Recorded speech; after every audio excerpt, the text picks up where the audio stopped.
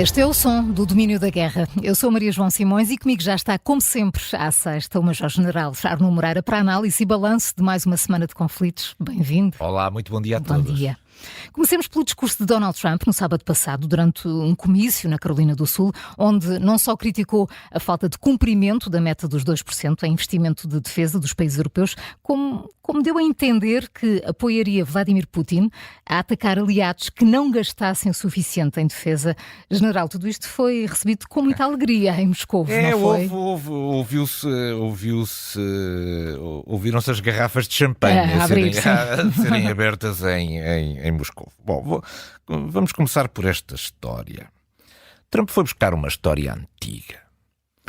Nós não temos a certeza nenhuma de que isto alguma vez tenha acontecido e, sobretudo, de certeza que não aconteceu nestes termos. Primeiro, ninguém está a ver nenhum dos líderes europeus que nós conhecemos a dirigir-se como Sir Donald Trump. O que é normal neste escalão de conversas, as pessoas tratarem-se pelo primeiro nome. E, portanto, Donald seria a forma como... Mas o facto dele mostrar que lhe trataram por Sir é para, enfim, reforçar a sua importância, não é? Os líderes mundiais tratam-no por Sir. Tratam-no por Sir. Esta é a primeira coisa. Depois, a pergunta era absolutamente disparatada, quer dizer, nenhum líder vai perguntar, então se eu não pagar ainda assim me vai defender. Também não estamos a ver que isto tenha ocorrido nestes termos. Portanto, houve aqui um romance, certamente construído sobre um episódio que não terá decorrido exatamente nestes termos e não foram certamente estas palavras utilizadas. Mas, enfim, temos que ver que isto é produzido num contexto de uma campanha eleitoral. E é, sobretudo, produzido por Trump, que não tem absolutamente cuidado nenhum com esta língua. E a escolha das palavras. Com a escolha das palavras. Mas, enfim, nós reagimos, como sempre, como é natural na Europa, esta é a nossa tradição cultural, com indignação. Portanto, a indignação de repente transbordou em todo lado e dissemos que Borrell até disse que não tinha tempo para discutir ideias disparatadas. Exatamente. Scholz foi bastante mais contido nisto e trouxe um lado até de razoabilidade. Isto é, a segurança da América também depende da Europa. E, portanto, em vários registros diferentes, houve uma reação na Europa que me pareceu talvez até desmesurada em relação a uma história que claramente tinha todo o aspecto de ter sido, se não inventada, pelo menos romanceada. Bom, mas isto não esconde... Mas era isto que Trump esperava, não é? Isto não esconde o fundamento desta intervenção de Donald Trump. O cumprimento. Bom, exatamente. Donald Trump é uma pessoa que nós já devíamos conhecer. Porque ele já foi presidente dos Estados Unidos da América. Ele tem uma visão do mundo, da geopolítica mundial, em que a segurança é um bem transacionável.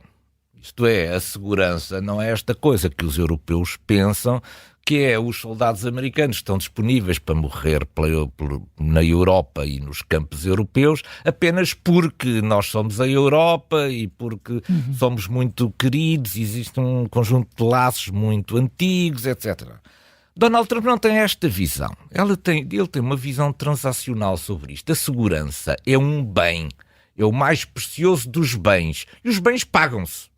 E, portanto, Donald Trump quer que acertemos as contas nesta questão da segurança. Portanto, os europeus, a segurança é uma segurança coletiva, é a expressão da solidariedade transatlântica e, portanto, esta questão das contas é uma questão absolutamente secundária. Só que não é absolutamente secundária. Alguém está a pagar esta segurança. 2/3 dos 31 membros da NATO gastam em defesa menos de 2% do seu produto interno bruto. E não há nenhuma explicação razoável para isto. Não há explicação para isto, porque isto é um compromisso que foi assumido pelos países. Escusavam de assumir compromisso se não tinham intenção de cumprir este compromisso. Para além disso, os 2% não é uma cota. Há muitas pessoas que pensam que nós temos que pagar 2% à NATO. Nós não temos que pagar 2% à NATO. O dinheiro até pode ser gasto todo internamente, no próprio país, porque isto é um investimento em defesa. Claro. Isto não é uma cota que chega com uma fatura, olha, pague lá 2% à NATO. Não, isto é o investimento na nossa própria segurança, na nossa própria defesa. E, portanto, não é nada razoável que, passados estes anos todos, depois da Cimeira de Gales de 2014, ainda continuemos a arrastar os pés relativamente àquilo que devíamos ter feito imediatamente, que era começar a pagar os 2%. Bom, Stoltenberg ficou assustado também com isto, saiu em defesa da NATO e, em vez de ir buscar os números de 2023, que são os tais 2/3 que não pagaram, foi buscar os números de 2024 que ainda não se verificaram. Mas que são mais simpáticos. Mas este ano 18 dos 31 já vão cumprir os 2%. É preciso ver que em 1977, em plena Guerra Fria, o objetivo não era 2%, era 3%. E, portanto, numa altura em que se estão a materializar outra vez ameaças sobre a Europa, era importante que nós não nos deixássemos arrastar os pés por causa dos 2% e começássemos a pensar que os 2% não são suficientes. E porquê é que não são suficientes? Uma razão muito simples. Porque nós temos que fazer duas coisas e não apenas uma coisa com os 2%. É que os 2% são para uma situação de estabilidade, em que os países desenvolveram as suas capacidades e têm essas capacidades operacionais. Os 2% são para manter o nível de operacionalidade não existente. Não sobra para um caso extra, não é? E não sobra para alimentar a Ucrânia. Os 2% são pensados do ponto de vista nacional. E que é o que tem acontecido, portanto. Ora, nós neste momento não vivemos uma situação normal. Porque nós não apenas não estamos com as capacidades operacionais no nível em que deviam estar, como entregamos uma parte muito substancial daquilo que eram as nossas reservas de guerra para ajudar a Ucrânia, como temos que continuar a ajudar a Ucrânia. Portanto, esta questão de pensarmos que com 2% é possível ajudar a Ucrânia, por um lado, a manter-se como um país soberano e independente e, por outro lado, recuperar as nossas capacidades. Isto não existe. Não existe. E temos que ser confrontados com esta dificuldade. Os 2% eram para os países manterem as suas capacidades. E nós não estamos já nessa fase. Temos que recuperar capacidades, por um lado, e, por outro lado, continuar a ajudar a Ucrânia. Senão, piores dias virão para a Europa. Entretanto, Tucker Carlson, o polémico e antigo jornalista da Fox News, conseguiu uma entrevista exclusiva com Vladimir Putin no próprio Kremlin. Isto deu a oportunidade ao presidente russo ter assim, um longo tempo de antena junto do público ocidental para contar a sua versão do conflito com a Ucrânia. General Arnaud Moreira, o que é que fica, o que é que devemos reter desta entrevista? Esta entrevista é extraordinária, Bom, e Putin já disse que não ficou satisfeito. E ele disse sim, não. Portanto, já veio dizer que não ficou muito satisfeito com a entrevista. Bom, vamos começar pela personalidade. Tucker Carlson é um famoso jornalista, era um famoso jornalista da Fox News. Tinha um programa onde desenvolvia um conjunto de teorizações, até teorizações da conspiração, todas elas, enfim, alinhadas com esta narrativa de Donald Trump. Mas ele era muito mais radical até do que o próprio Trump. Tinha uma grande audiência.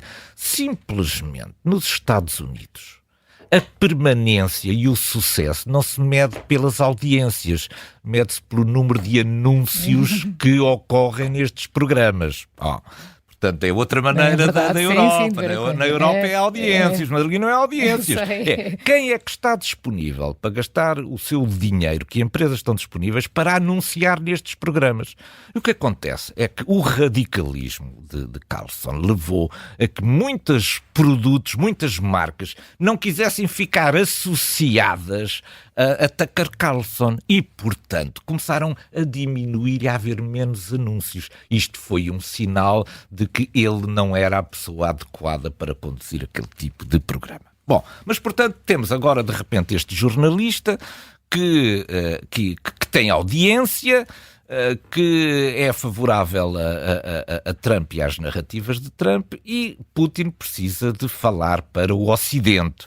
porque Putin também não tem o microfone aberto para o Ocidente. Precisa de audiências junto do Ocidente. E, portanto, é muito natural que, contrariamente a muitos outros jornalistas de referência, que já vieram a público dizer que também tentaram conseguir uma entrevista com Putin e foram recusados, o Kremlin tenha escolhido este jornalista para conduzir esta entrevista. Bom, isto não foi bem uma entrevista, isto foi uma propaganda, mas já lá vamos a seguir. No entanto, como Tucker Carlson já não é jornalista da Fox News, como é que isto iria ser difundido? Porque esse é que é o problema. O problema não era apenas que ele desse a entrevista. Ele agora precisava de um canal que o apoiasse para poder fazer chegar esta mensagem ao máximo número de pessoas. E então foi aí que Elon Musk chegou à frente. Portanto, é muito interessante isto. Estas ligações todas. Carlson, Elon Musk. Elon Musk disponibilizou o Twitter para isto. O Twitter agora X para isto tudo. E não teve poucas visualizações. A última coisa que eu vi tinha 200 milhões de visualizações através do Twitter. Bom, portanto, há aqui uma aliança que é constituída por duas pessoas influentes na sociedade ocidental e que se colocaram ao serviço de Putin e do Kremlin. Bom, a entrevista em si é o mais aborrecido que se pode imaginar. Eu confesso que estive mais tempo a fazer fast forward do que ouvir. Porquê? Porque logo na primeira pergunta, Putin começa a contar a história desde o século IX. E nunca mais acaba esta história. Esta história já a gente conhece. Já ouvimos esta narrativa imensas vezes e ele gasta imenso tempo nisto. A entrevista é longuíssima, são cerca de 2 horas. Bom, o que é que resulta, depois de espremidas estas 2 horas e fast forward, sem ter perdido muito tempo em grandes partes da entrevista, o que é que resulta? Resulta aqui 2 ou 3 ideias que ele procurou passar. A primeira ideia é que é impossível derrotar a Rússia. Esta é uma das suas ideias centrais. O Ocidente escusa de estar com esta ideia de que vai impor uma derrota estratégica à Rússia. Isso é impossível. A Rússia não vai ser derrotada. Isso faz parte daquela narrativa de nos retirar a nossa vontade e achar que nós estamos só a gastar dinheiro com isto. Depois, um Putin aberto à negociação. Procurou mostrar-se como uma pessoa simpática. Se não há negociação, não é por nossa culpa, mas talvez aquilo que eu retenho de mais importante desta parte da entrevista relativamente à guerra tem a ver com o facto de ele ter dito uma coisa sobre a qual nós devemos prestar muita atenção, que é, ele disse, ainda não cumprimos a desnazificação. Isto é, os seus propósitos, através do seu aparelho das operações de natureza militar, pode ter atingido já um conjunto de objetivos que ele considera importante do ponto de vista territorial.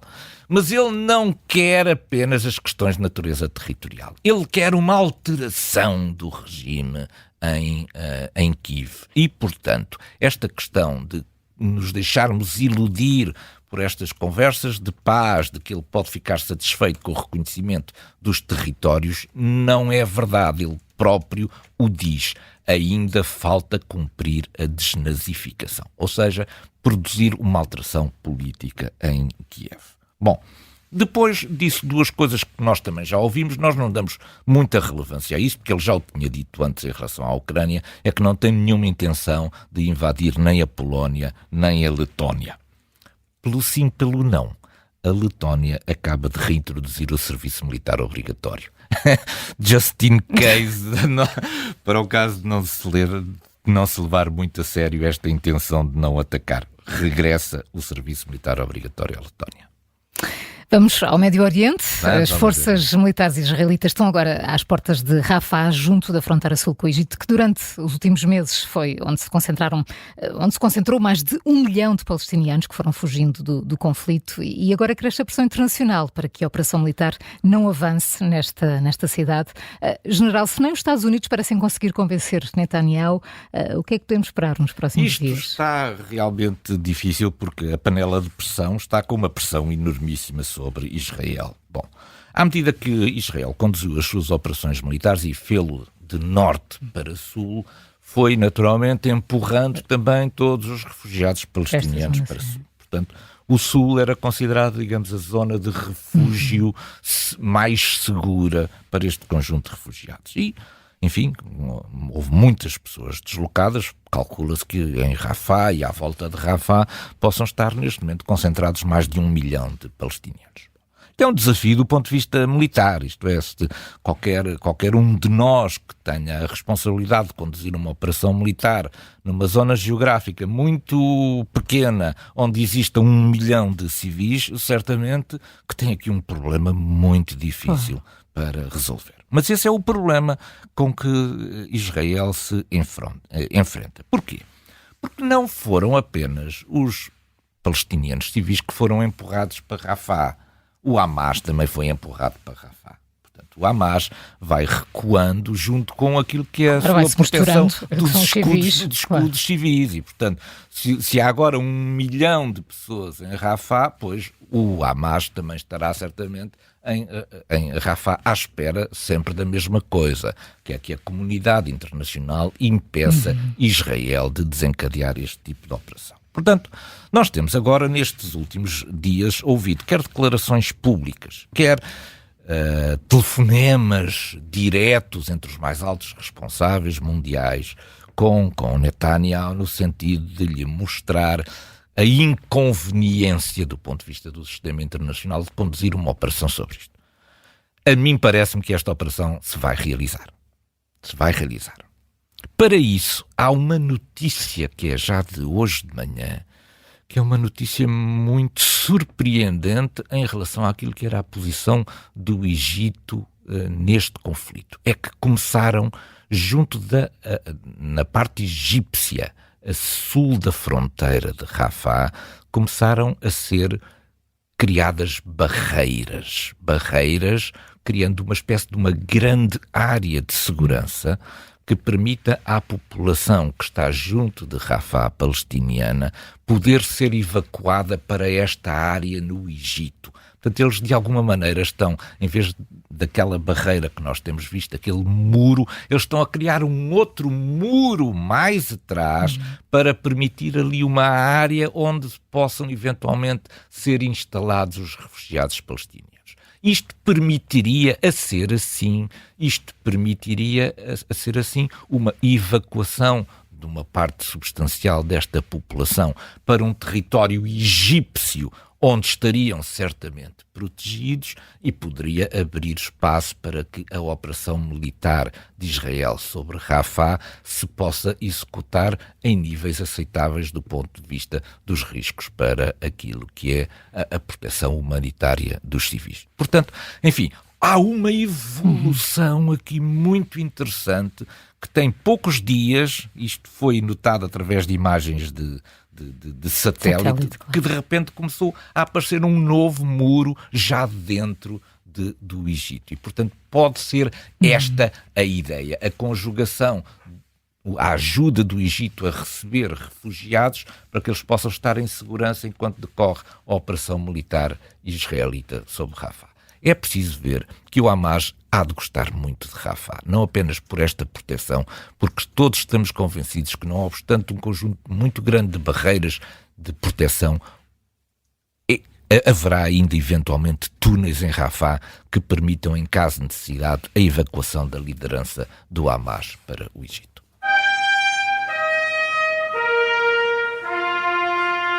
Esta semana, o ministro da Defesa russo, Sergei Lavrov, disse que a solução diplomática para o conflito passa pelo reconhecimento pelo Ocidente e pela Ucrânia de que os territórios ocupados são parte integrante da Federação Russa. General Arnaud Moreira, será verdade que a Rússia se contenta em ficar com estes territórios ou isto é apenas uma cortina de fumo? Lavrov é uma espécie de a voz suave das soluções para o conflito. É a voz suave. E a voz suave é tentar mostrar-nos que todos estes territórios, onde houve sempre uma enorme influência russa, se forem entregues à Rússia, podem ser alcançadas soluções de paz. Isto é a visão mais suave disto. Simplesmente esta visão não é consistente com as outras duas visões de dois outros intérpretes que são aqui importantes. Por um lado, foi aquilo que nós já falámos da entrevista de Putin. Putin tornou a reafirmar que não é apenas uma questão de natureza territorial, é preciso produzir uma alteração do poder político em Kiev e, portanto, produzir uma alteração política. Mas talvez a voz que é mais clara sobre isto é a voz de Medvedev. A voz de Medvedev é claríssima sobre o objetivo. Nunca houve uma Ucrânia, não existe nenhuma Ucrânia e nunca existirá nenhuma Ucrânia. Portanto, temos aqui, nesta cortina de fumo, apenas, através das declarações de Lavrov, apenas aquilo que é a versão suave, diplomática, internacionalmente compatível com as normas existentes de que a Rússia se pode contentar apenas com os territórios do Donbass e a Crimeia.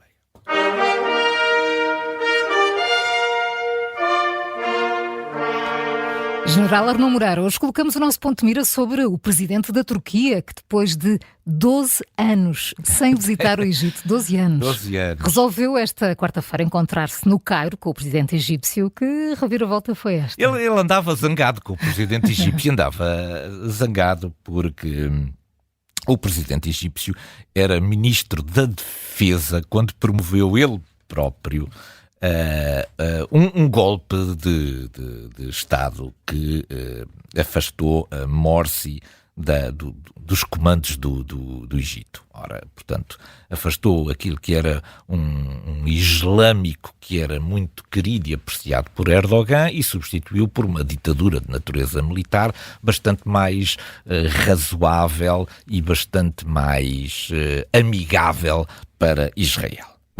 A Turquia e Israel têm, desde 1996, um acordo de livre comércio e as relações comerciais vão de vento em popa.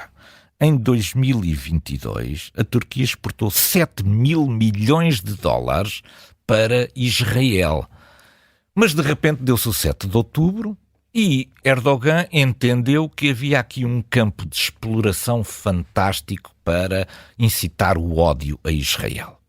O projeto de Erdogan é o projeto da islamização da Turquia.